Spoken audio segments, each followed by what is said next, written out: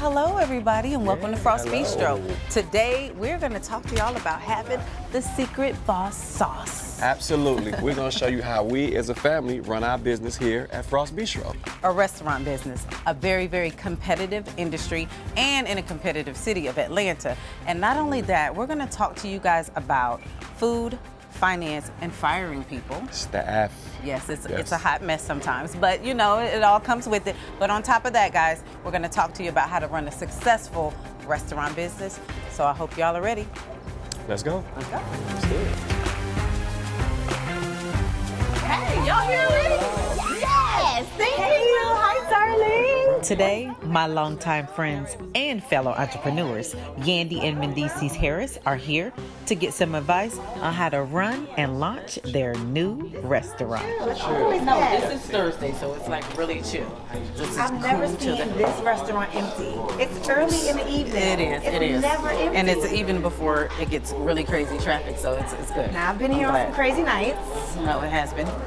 Did you ever finish the cabana? Yes, that's where we're going, actually. I was like, we gotta go outside. See it. It's The so last pretty time I was today. here, it was a tent. Yes. Wow, this is beautiful. This makes me feel like I'm in Miami right now. That's good. That's So a we good need- vibe. But the only thing, we gotta get some palm Grass. trees. Some- Yes, and some And some damn grass. Grass Yeah. or Thank sand. you. One of them, grass or Please, sand. Lord, Curtis. can When somebody y'all speak to my husband? When y'all see the before and after with this look, because I was going through some footage and I was like, this outside was disgusting. It was like It was dirt like a, over here. well, all you that know, he concrete had was dirt. rocks. Yeah, it was Remember, like he had a rocks bunch of and gravel. dirt.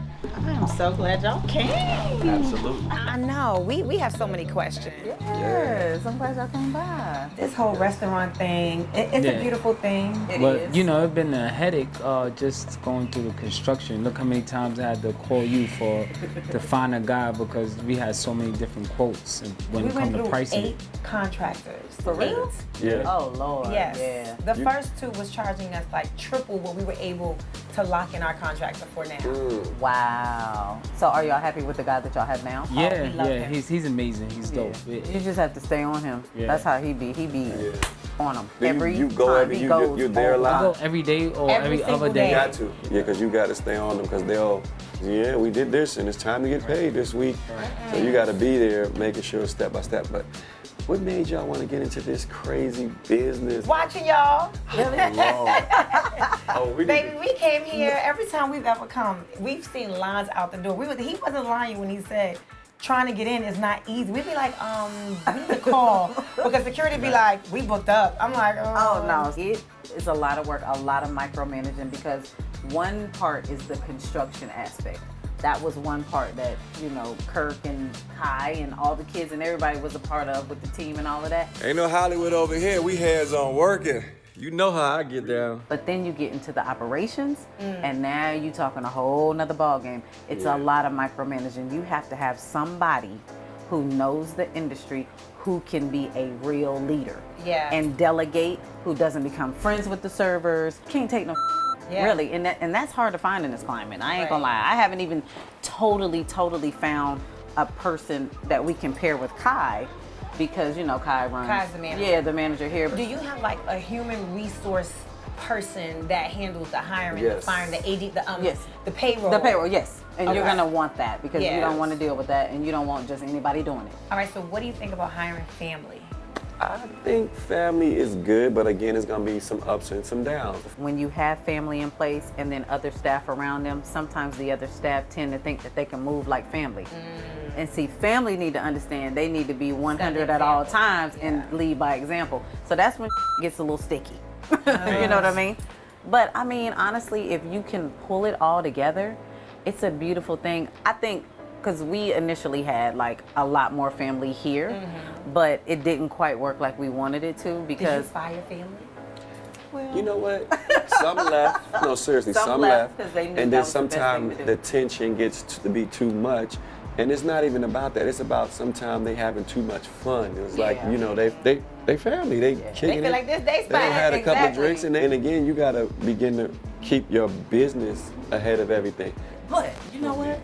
I actually have somebody who's gonna come by and talk to us about business because we Yes. all are like business people and all have different stories. And I have Derek coming. Oh. You know who Derek is? Derek, Pinky. Good friend of mine, CEO and founder of the world famous Big Dave Cheesesteaks, Derek D. Hayes is here. Now he's gonna give us some boss advice on how to run a successful restaurant.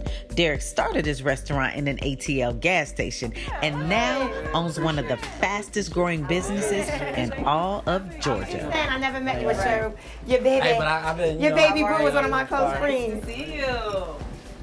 Thank y'all for having me. I'm pretty sure y'all having a good conversation over They're there. just talking to We're talking to them because they want to open a restaurant type. Well, you can tell them like your Look, concept. everybody has that. Wait a minute, period. Don't want make you to that tell face. them. Especially Nah, not now that y'all got 700 of them. Right. I tell people you really gotta love it.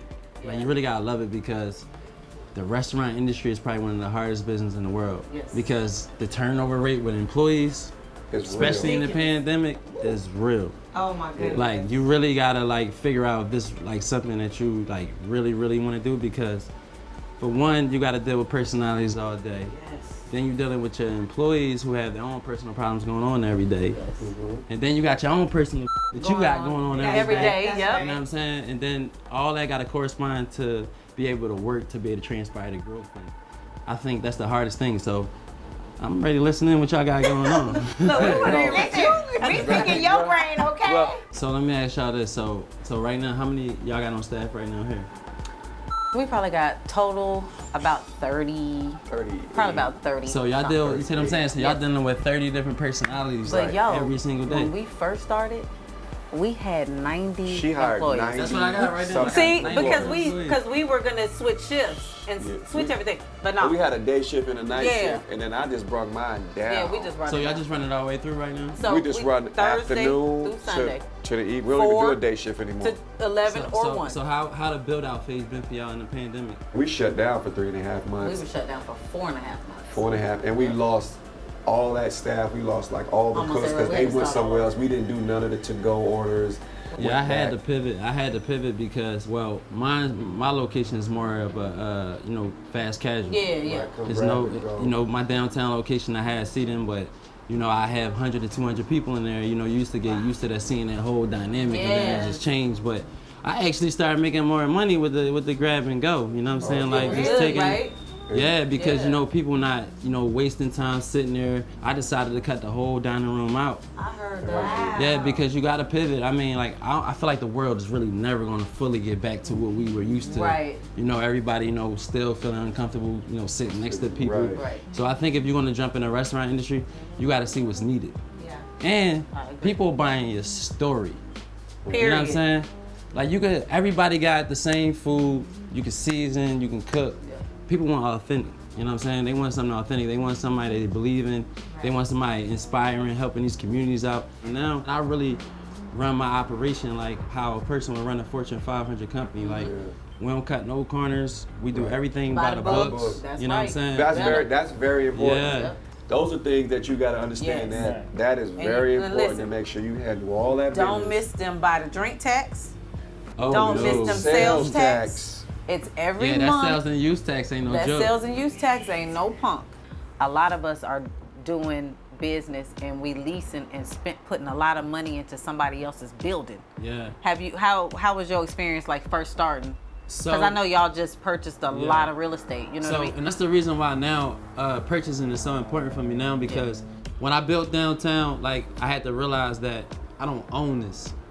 You know what I'm saying? Right. But the one thing I felt good about was bringing something to a community that needed it. Yeah. You know what I'm saying? Yes. So now when I go build now, I'm saying I'm buying a block. You know what I'm saying? And now I got a partner and it feel good because we both on the same page. Like I feel like when you in a relationship, whether it's man or woman, y'all gotta make financial decisions that support the environment under your household. I don't think nothing's wrong with leasing, but take that first lease and let it be your jump start. Because we lease in Phipps Plaza, we lease in Houston Galleria. In the Galleria because I'm in the malls. But some places make sense. Yeah, Yes. take that income and make sure you divert it into buying your property. So now you control the narrative of what you want to do with your space. Yeah.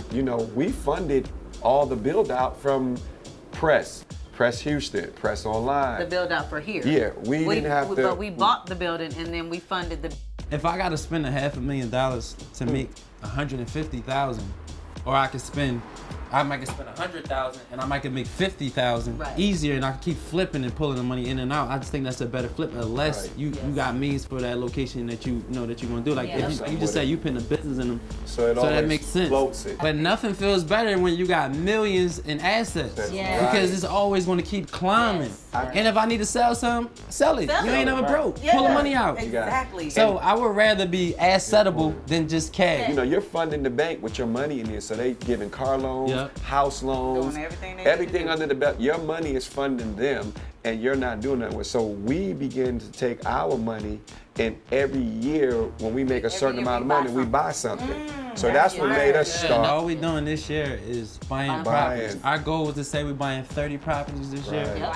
We're gonna buy 30 properties. We ain't buying nothing. But we gotta get other people in our Understand. to understand that. I because- think, but you know what? I'm gonna be honest. Like I seen that you and Pinky had just brought the block. Yeah. But you know, for us looking, that's inspiring because it's like yes, For 'cause sure. putting I those said, our things little out. 19 acres wasn't Listen. this, baby. We gotta go get the whole. Listen, but no, There seriously, was one trying to hold out. There was one I'm like, nah, we need the whole whole block. block. I think one of the cultural setbacks of slavery was that they thought that when one person made it to the top, there was no space for anybody Anybody else. else. But now that so many of plenty us of are space. successful, so many of us understand that we still only have 1% of the riches of America. So we're like, hold on one second. What's better than one billionaire? All of us 20 here, of right? People need to know there's always that strong guy behind that woman pushing her to the front too, and vice versa. You supporting his dreams because this here was me, Rasheeda. This was like on our vision board maybe 15 years ago. We got a Wow. vision board like with things. But he always has been behind Yeah, every single thing thing I I've do. wanted to do.